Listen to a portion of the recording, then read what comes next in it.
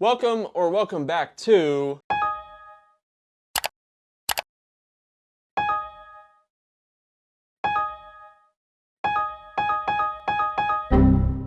Shout out Patricia, I know you're watching somewhere, and welcome everyone else to episode 3 of Beanbag Banter. We skipped a week. Last week, I filmed an episode, but I talked purely about UFC for about an hour, and I started editing it, and I realized that it was a terrible episode, so I didn't want to put you guys through that. I will also say, if you watch episode 2, right, and you strictly focus on my speech patterns and how many times I say or it's insane. And if you were to do a drinking challenge or a drinking, whatever, like take a shot every time I say it, you'd be gone within a couple minutes. It was really bad. So I'm really gonna start watching myself, and it's something that I need to get better at, is to kind of let myself take pauses. Yeah, I mean I'm not gonna like completely stop myself from saying and whatever. Like, it's just kind of part of me and part of how I talk. It's gonna be very hard. But I hope you guys have some drink, beverage. My drink of choice today is going to be the Pepsi Zero Sugar Wild Cherry and Cream. I used to work for Pepsi. Let me actually take a drink with you guys. Happy Monday. I'm filming this on Sunday, March... What is today? Holy shit. March 22nd, Sunday. Holy moly. So this will be coming out March 23rd, and holy shit, it's already the 22nd. That's crazy. That's actually insane. But I hope you guys are having a great Monday. Or I guess it's 23rd for you guys. But let's take a drink together. Hell yeah. Like I said, I used to work for Pepsi, and it was horrible. It was probably one of the worst jobs that I've ever had. They sucked. And till the day I die, I will continuously talk shit about Pepsi. They are, at least for me, my experience was terrible. I wouldn't be surprised if other people had different experiences, because it was really my manager that was the worst part. So, yeah, maybe that'll be a story time one day. Yeah, we have a lot of different news for last week, or the last 2 weeks, technically. A lot of different things that happened. Some UFC stuff. I will bring some of the topics from the last episode that I filmed but didn't post. I'll bring some of those topics into this one, just kind of cut it down a little bit. So we have UFC, we have Spiderman brand new day trailer. I went to MegaCon on Friday, 2 days ago. That was really cool. I think it was Thursday to Sunday. I think today's the last day that they're doing it. And I just saw a clip of John Cena there, and he was giving some guy with cancer a hug. It was kind of a sad video, but shout out the guy that was talking, and shout out the guy who had cancer, basically, because obviously that's a big thing, very sad thing, and he was going through it, dude. He was saying, like, he had cancer. I think he said he had cancer once, then he beat it. I think he had surgery or something, and then he got it again, or got some type of other cancer, beat that, and then he's going in for more surgery. It was just like, holy shit. And John Cena was just sitting there like, okay, you want a hug? Yeah, come on. So that was cool. But yeah, I went to MegaCon on Friday. That was sick. We got some more segments planned, some new ones. So yeah. First off, I hope everyone's having a great day. If you're watching this in the morning, watching this in the afternoon, watching this at night, or watching this 3 years after it was uploaded, I hope you're having a great day. We're gonna start out with the Spider-Man brand new day trailer, though, because it's probably the biggest thing that's come out in the last week or so. It's a great trailer. Great trailer. A lot of people have had their time to talk about it, look it over, and have theories and stuff. And while I talk about this, I'm actually going to move back into my beanbag a little bit. Settle in with me. Let's get into it. Oh my goodness. I got my Fantastic Four Crocs on. Just because I don't have socks on, I don't want you guys to look at my feet. Anyway, brand new day. It's a very good trailer. It's a very good trailer. They're really actually sticking with what they set up in the last movie. You know what I mean? He no one knows who he is. You got Punisher in there. You got Hulk in there, or at least Bruce Banner. You have Boomerang. You have the Hand. You know what I mean? I haven't watched Daredevil or Defenders or any of the like Netflix series, so I'm a little behind on what the hand is. I think they showed up in the Defenders episode or season 1. That's gonna be interesting to see if that's what that is, and if that is the case, then is Daredevil gonna show up? Like that's kind of cool. I mean, obviously Punisher's in it. It looks like Punisher might have a little bit of a big role. I feel like it would be weird to announce that Punisher is going to be in it, but then have like Daredevil as like a secret. You know, like I don't know. And when I think about it, like it makes sense, but why? Like why? I don't know. I don't know why they. If that's what they're doing, I don't know why they're deciding to do it like that. Scorpion was in the trailer as well. He looks great. The actor that plays him, I believe. What is his name? Is it Michael Mando? I believe that's what his name is. I always kind of like, I'm horrible with names. I believe his name is Michael Mando. He's a great actor. Ever since he was in Homecoming and they teased him as Scorpion, I thought that was great casting, and it's actually building up and it's actually going to happen. I think it's going to be a great movie. I think it's going to be really, really fun. And me and my friend actually did a movie draft, right? Where we picked, I believe, 5 movies, and we're going head-to-head, basically, on who is going to be the biggest, like, who's going to get the biggest box office results, if that makes sense. So, I picked Spider-Man New Day, or Brand New Day. I wouldn't be surprised if it hits, like, 2 billion, bro. Like, I think it genuinely will make a lot of money. Obviously, Avengers Doomsday, I think will make a lot of money. But if you want me to be honest, like, I think the more and more I think about Doomsday, the more and more I kind of think it might not do as well as I think. I don't know. Like I think it's still an Avengers movie, but I don't know. I don't know if it's gonna hit that 2 billion mark. I'm not quite sure. But let's see what else did I pick? I picked The Odyssey. I picked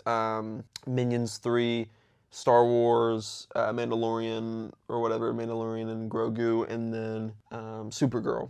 And then my friend honestly picked a lot better. He picked Super Mario Galaxy, Doomsday, Toy Story 5, Moana, and Michael. It's a good list. It's a very, very good list. But regardless, I think Spider-Man New Day, I keep calling it New Day, Brand New Day, I think it's going to make a lot of money. I think it's going to be very, very good. It looks really good. The suit looks good. And I want to preface this next statement by saying I think it looks good. I like that it looks like they didn't put a bunch of CGI on top of it, but I will say I wasn't the biggest like nitpicker when it came to them doing the CGI on the suit in the beginning. You know what I mean? Like I wasn't super against it. Like it didn't look terrible in my opinion. I can understand why people didn't like it, but I wasn't really that mad over it.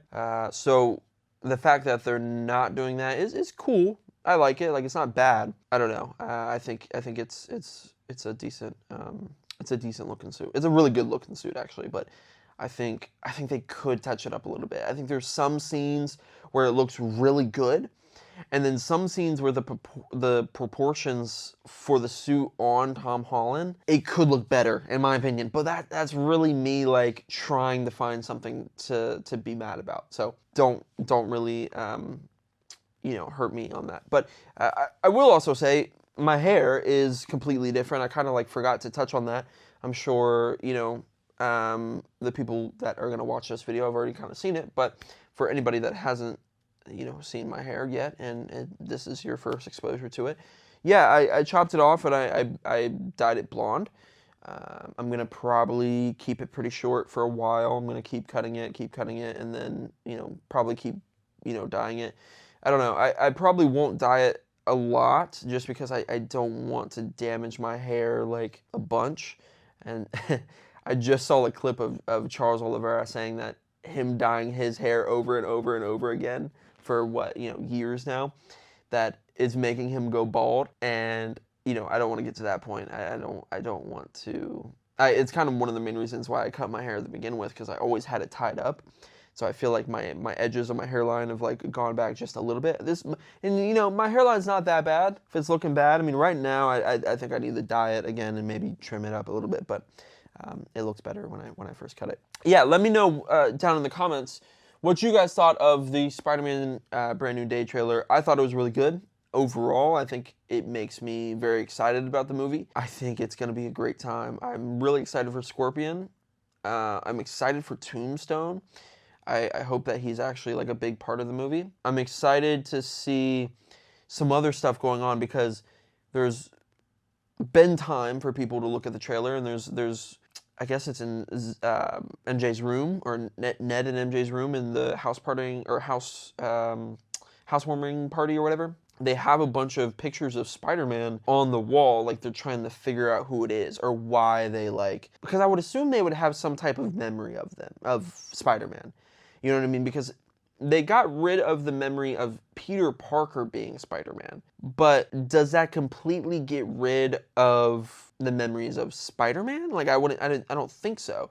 So, I don't know. I don't know how that works, because maybe it's one of those things where it completely, like, gets rid of all the memories after the fact that they knew that Spider-Man was Peter Parker. You know, like, would it get rid of the Washington Monument scene in Homecoming? I don't think so. But then again, I don't think MJ was in there. Was she in the elevator? No, I think it was just Liz Allen. I don't know. Regardless, I don't know how that works. I think that's going to be something that they dive really, really deep into, trying to kind of explain. And I hope they do a good job explaining it, because I think it could be one of those things where the explanation just doesn't do it. You know what I mean? Like, the explanation just doesn't make enough sense for it to be like, they could mess it up. They could, like, just explain it in a really, really weird way, and it completely breaks that storyline. But regardless, yeah, she had a bunch of Spider-Man pictures on the wall. It looks like she's trying to decipher who Spider-Man is, or how maybe she knows him, or how, like, some of these memories or whatever. There's also the big rumor of who is Sadie Sink in the movie. Everybody is saying Jean Grey. I don't think it's going to be Jean Grey, but at the same time, there's not many other people that it could be. So I don't particularly know. I think the reason I don't think it's Jean Grey is just because I don't know if I like the fact that it could be Jean Grey. I don't buy it. I don't know why. I think about it in a logical standpoint. Why would they introduce Jean Grey in a Spider-Man? Like, it doesn't make sense in my head. It doesn't make sense in my head. I think it wouldn't work. You know what I mean? Like, I don't think it would work. I don't know. I don't like it. And I think Sadie Sink as a Jean Grey too is just not a great casting. But that's nor here nor there. I don't know. I like Sadie Sink as an actress. She was great in Stranger Things, and I think she would be sick as someone. But as a Jean Grey, I don't know. I don't know if I like that casting. It's just kind of like, it's weird, because now if we have Sadie Sink as Jean Grey, then we have to have a Cyclops kind of the same age. I'm not too sure if I like a young X-Men. You know what I mean? Like, if you're going to make Jean Grey young, right? Like, Sadie Sink is pretty young. I mean, she's in her 20s, but, like, she looks like she could pull off, like, a 21. You know what I mean? A 21, 22, whatever. Like, young 20s. Early 20s. So if they're going early 20s with X-Men, that means, they're going to have to make Cyclops young. They're going to have to make, Beast young, and everybody else young. And, maybe they don't have to make, like, Wolverine young. But I don't know. I don't know. I think I'd like it better if it was somebody else, but if it is Jean Grey, we'll see what they do with that. Let me know in the comments who you think it's going to be. Like I said, I also went to MegaCon, and it was very fun. I bought a couple things. I luckily didn't really go in with a lot of money. It was like $55 for the ticket. Then you had like $40 parking. Parking I had to split with friends and shit. I went with 2 other people, so that was cool. And I walked out with, what did I walk out with? I walked out with 1 Funko Pop. I'll put all my pickups on the side. I think I took pictures and shit.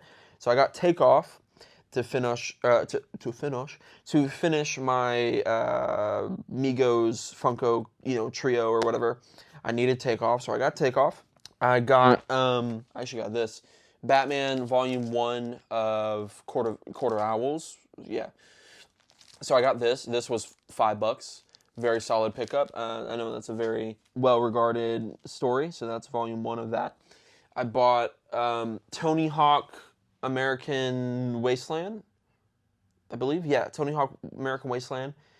And I bought a print of Venom 35, the one where he's dunking on Spiderman. I bought that. I bought a print of it, and I had it signed by the artist. So that was very cool. I was looking for that comic to then have signed by him. And it started out as me wanting the comic, right? I went in there, I was looking for the comic, whatever. And then I went to this stand with a guy selling comics.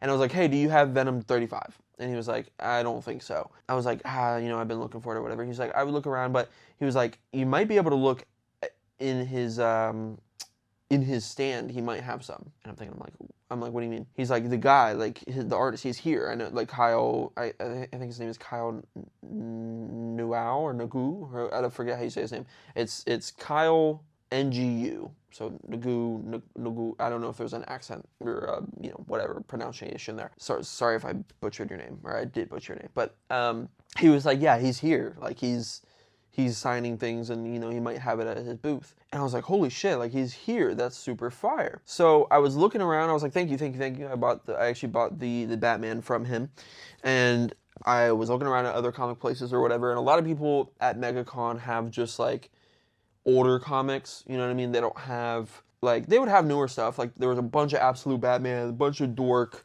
bunch of, like, shit like that. A lot of it was just, like, older comics. And not to say that I'm not into older comics, but I'm not really, that's not what I'm looking for. You know what I mean? I'm not looking for the first appearances of certain people, and, you know, that's just not what I'm into. So, regardless, I'm looking around and whatever, and I finally, like, at the end of the day, like when I'm just about to leave, I finally find the artist, and he doesn't have the comic. And I asked him, I was like, yeah, like I've been looking for this comic all day, I've been looking for you all day, and you know, I haven't been able to find it. But he has the print. So I'm like, okay, let me get the print, get it signed. And it was like 25 bucks, not bad at all. Super cool guy. I got a video of it, and yeah, he was very cool. And I have it, you know, framed and everything, and hung up. It was a very, very solid purchase. Very happy with it, and overall very happy with MegaCon. Anybody that went to MegaCon, let me know what your experience was like. I will say the walk from parking to MegaCon was treacherous. Very, very, very long walk. They had shuttles and stuff, but the lines for the shuttles were insane.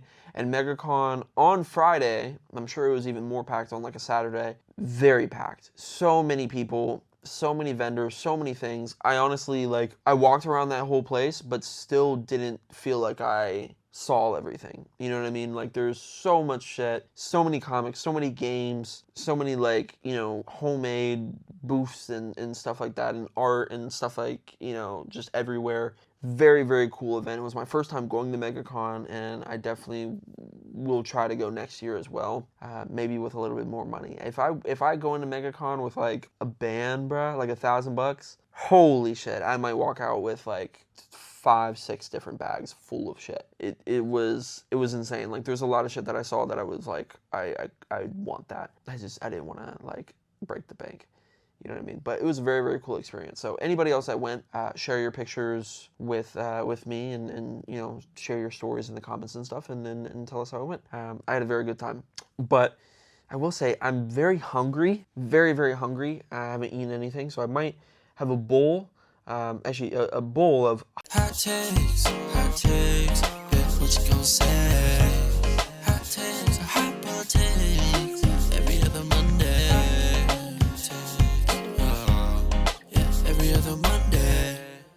Okay, so welcome to the introduction of a new segment called A Bowl of Hot Takes. So I wrote down a bunch of hot takes of mine in this bowl, and we're going to pick out, let's say, I was going to do 5, but I might do 3. I might do 3, just so we can have some time to talk about them and stuff. There's definitely some heaters in here, I will say. I sat down. I've been doing this for like the last week. Any one that I think of, I write it down or whatever and pop them in here. So let's go ahead. I'm not going to look. I'm going to close my eyes. Let's go for... Oh, there's one that I wanted. I'm going to do this one. Okay, this is the first one.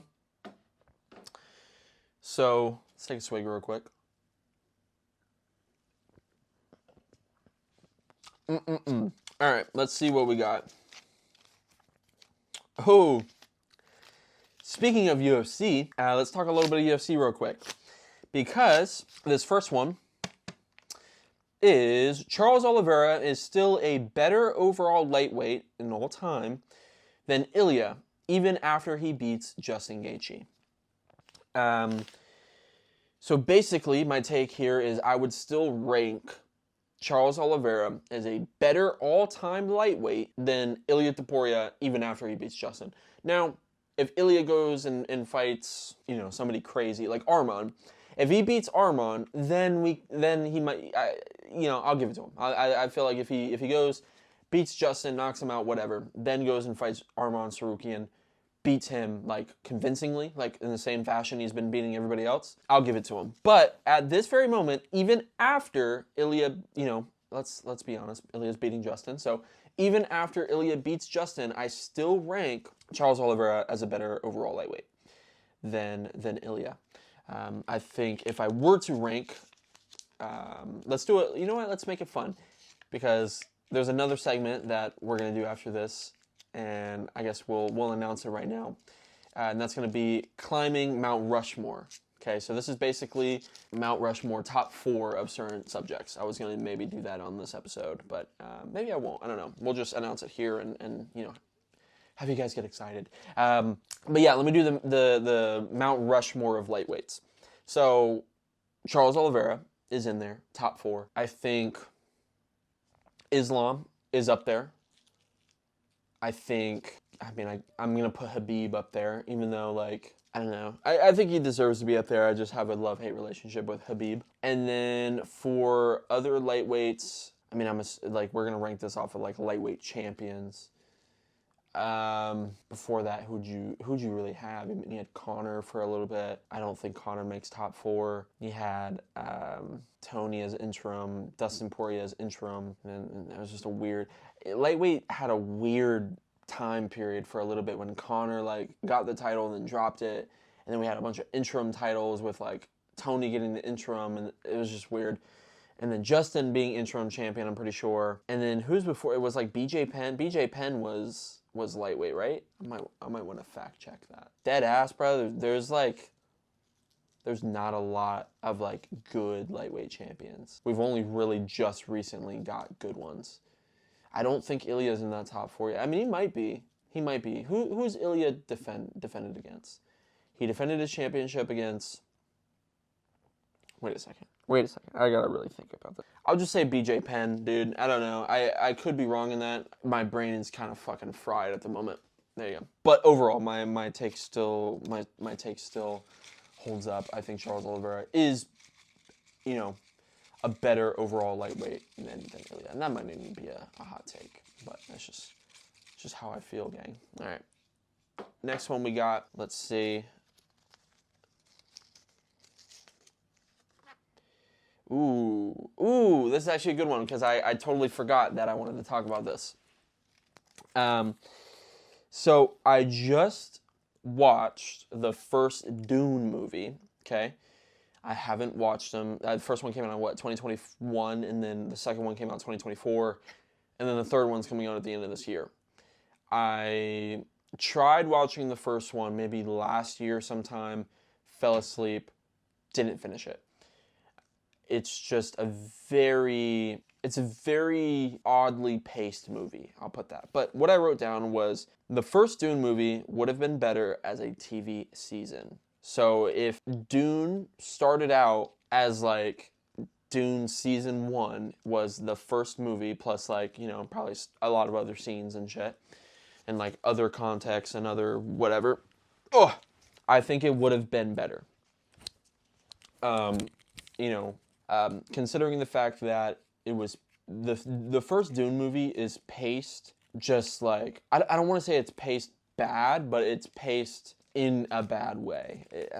I don't know if I'm explaining it right, but I thought the first Dune movie was alright. I gave it a 7 out of 10. It's not a bad movie. It's just it has issues in my opinion, but it has a very cool world. great CGI, really, really good CGI. The special effects are insane. I think it won an Oscar for visual effects too. I could be wrong in saying that as well. I'm just spewing out a bunch of nonsense. Hopefully my facts are right. But I do stand on the fact that I think the first Dune movie would have been better a season of television.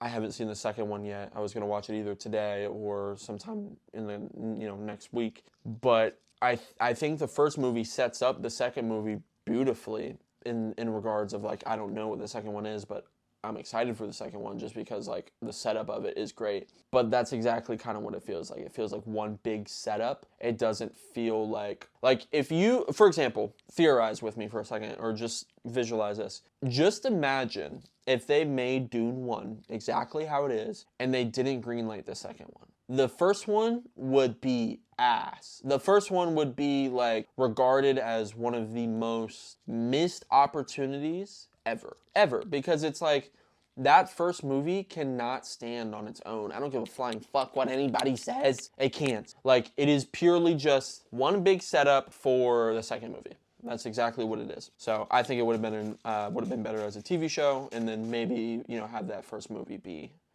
I guess, the second movie. But there's a couple in here that I really, I might pick more just because there's some good ones in here. Let's see what this one is. If this is the one that I want to do, there's one that I really want to talk about. This is not the one I want to talk about. This is a good one, though. Spider-Man Far From Home is better than both of the TASM movies, that being The Amazing Spider-Man 1 and Amazing Spider-Man 2. Fuck, my back hurts. Yeah, Far From Home is the second Tom Holland Spider-Man movie. That's the one with Mysterio and when he goes to Europe. I think that movie is a better overall movie than both the TASM movies.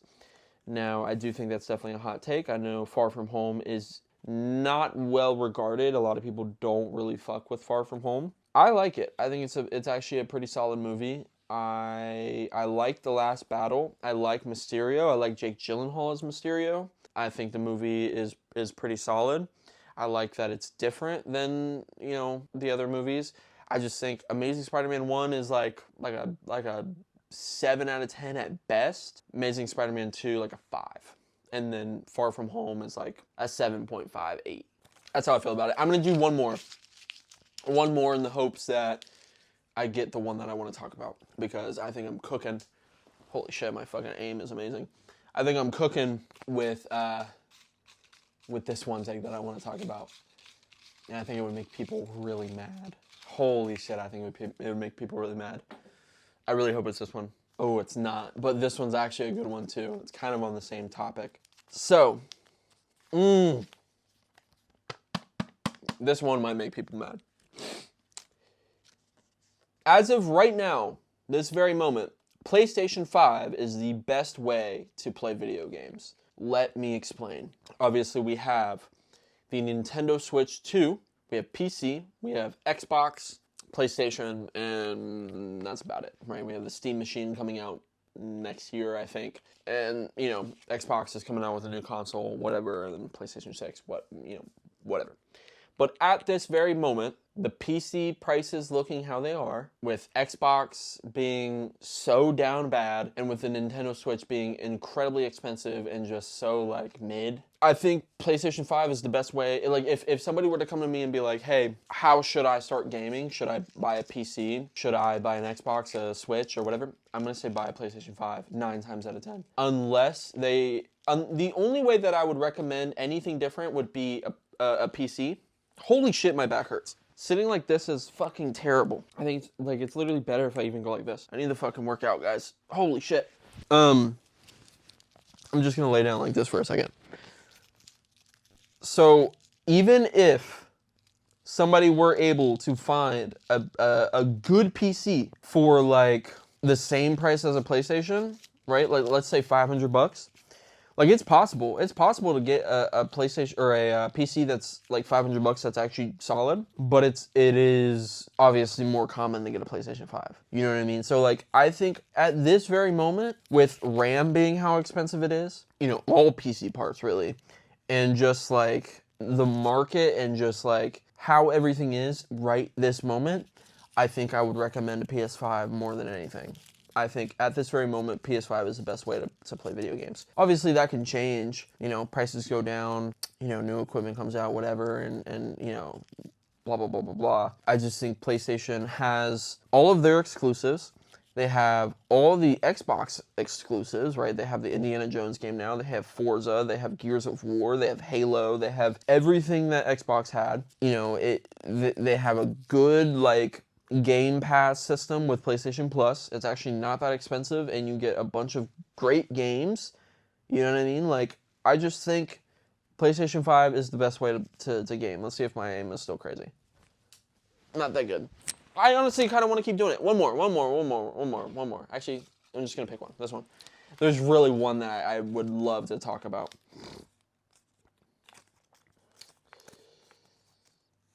Ooh. Ooh, this is a heater. Holy shit, this is a heater. How many is that? 1, 2, 3, 4, 5. That's how many I was going to do originally. I think I had like 10 in there. Oh. Oh, wow. I just ripped it. This is a good one.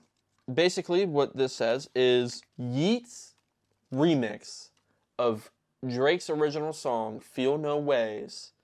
The remix by Yeat is better. Is better than the original. Kill me, stake me up, fucking stab me, shoot me, whatever. Like, the remix, the Yeat mix, or whatever he wants to call it, of Feel No Ways is better than the original. Holy shit, people are not going to be happy about that one. I told my girlfriend about it, was not happy. I told one of my friends about it, was not happy. I know there's a couple people off the top of my head, they hear that take, holy shit, they're not happy.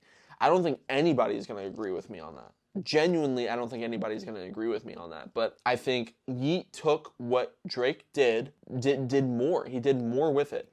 He filled in the space of the original song. He added, you know, ad-libs. He added, like, his charm to it. I think the ending is better. It's a little bit shorter of a song. The Yeat remix I'm talking about. The Yeat remix is a little bit shorter of a song. And I think the ending was a little bit more polished. I think the ending was a little bit more, like, felt like it was supposed to be that way. I think the Drake one is a little abrupt. I just think the Yeat one is better. Like, don't get me wrong, it's not like 10 times better.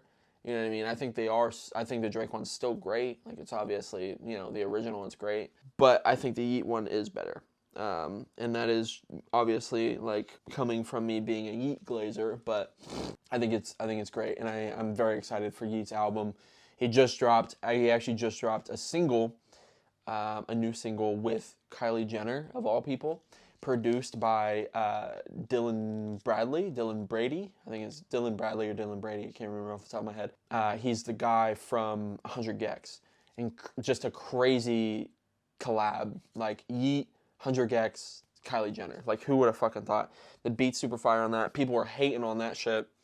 Yo, the people that are hating on that new Yeat single, like, bro, I genuinely feel like at this point, people can't be happy about shit, bro. It's like no one's happy about anything. Something drops, something happens, someone's always, like, I saw people complaining about the Spider-Man trailer, bro. Like, what are we doing? Like, why are we complaining about the Spider-Man trailer? Like, it was fine. It was literally fine. That was my hot takes. I hope you guys like that segment. Maybe one of you guys can relate to one of those hot takes.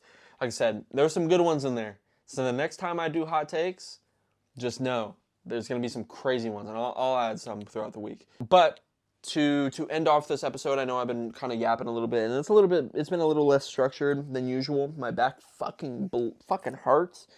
I need to, like, go actually work out and shit. But yeah, we're gonna end it off with Pick a Panel, which is my comic recommendation segment where I recommend some comics to you and tell you what I've been reading. So let me grab the ones that I've been reading. I don't think there's any over here. I've been really lacking on reading my trades. I've been strictly doing single issues. So let me grab what I've been reading, and I'll grab my recommendations. Give me 1 second. Okay, so got some new pickups from the last few weeks, or a couple weeks of picking up comics and shit. So there's some good ones in here. A new one that we got was a Red Band Jessica Jones Alias, or Alice. Alas, I don't know, dude. Red Band, Jessica Jones. I haven't read this one yet. It looks decent from what I've seen. It has pretty good reviews. We have number 1 of the century. That was actually number 1 as well. But this is number 1 of the century. This one I'm excited to read. Looks pretty cool. I love the cover on this one. Pretty sick. I have not read that one yet.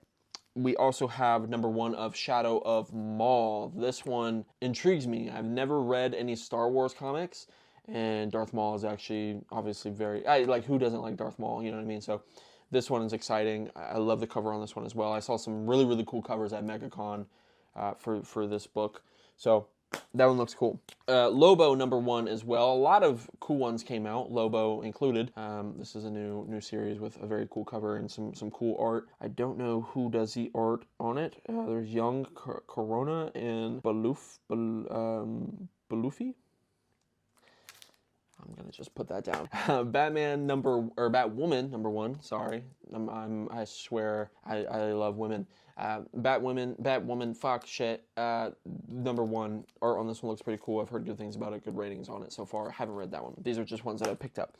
Now I did read Redcoat Volume 1. I bought this one not too long ago, and I liked it quite a bit. This is definitely going to be something we talk about in a second. Very good one there.